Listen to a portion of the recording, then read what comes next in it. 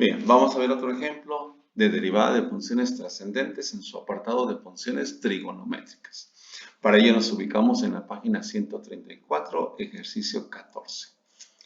Y la función a derivar que nos presentan es f de x es igual a 2 veces la función trigonométrica coseno del ángulo x sobre 2.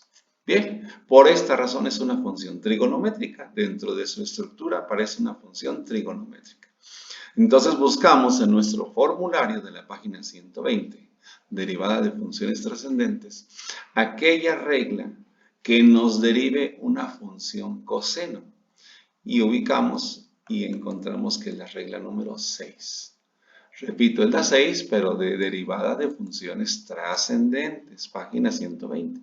Aquí está, dice, la derivada con respecto a x del coseno de un ángulo, de cualquier ángulo, es igual a menos seno del mismo ángulo por la derivada del ángulo. Ya sabemos que de manera práctica la vamos a trabajar de esta manera, menos seno del ángulo por la derivada del ángulo.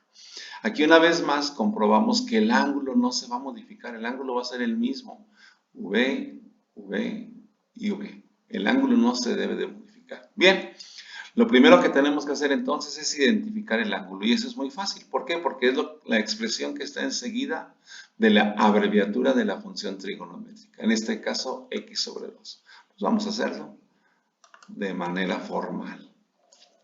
Vamos a hacerlo. Ese es mi ángulo. Y para efectos de la fórmula 6, S sub V. Pues vamos a colocar la V.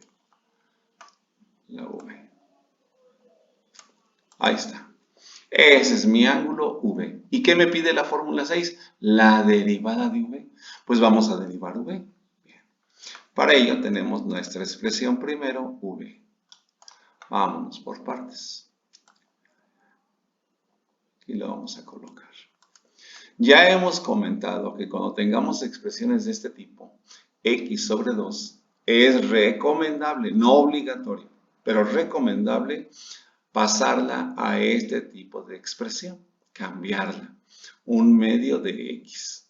¿Por qué? Porque de esta manera, en mi opinión, se aprecia más claramente el coeficiente de mi variable x, que es importante para la hora de derivar una función. Bien, ¿qué regla voy a emplear? Pues cualquiera de las reglas que ya hemos visto. En ese caso vamos a emplear la regla 2 de las funciones algebraicas. ¿Por qué? Porque el exponente de x es 1. Y la regla 2 de las funciones algebraicas establece que la derivada de x cuando tiene como exponente 1 es igual a su coeficiente. Aquí está, a su coeficiente. Por eso es importante identificar bien el coeficiente, un medio. Entonces la derivada vale un medio. Ya con esos elementos aplicamos la regla 6 de funciones trascendentes. Vamos a ver cómo nos queda esa derivada, esa aplicación.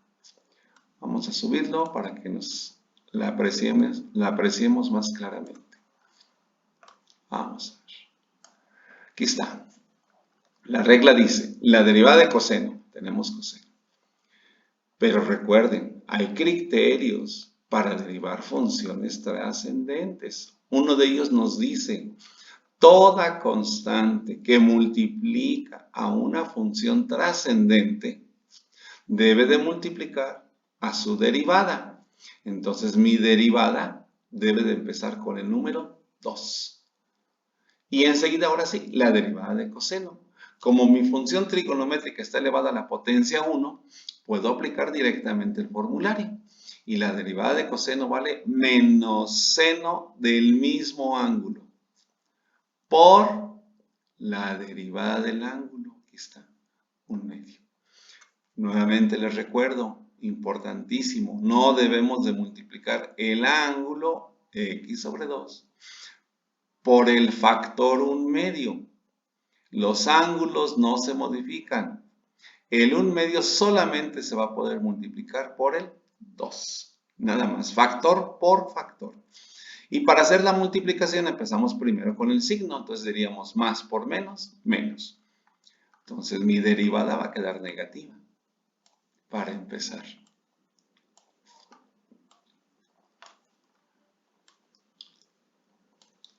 Ahí está, negativa. 2 por 1/2 es 1. No se coloca, está de manera tácita. Seno del ángulo x sobre 2. Observen cómo el ángulo en la derivada es el mismo ángulo en la función. No debe de cambiar.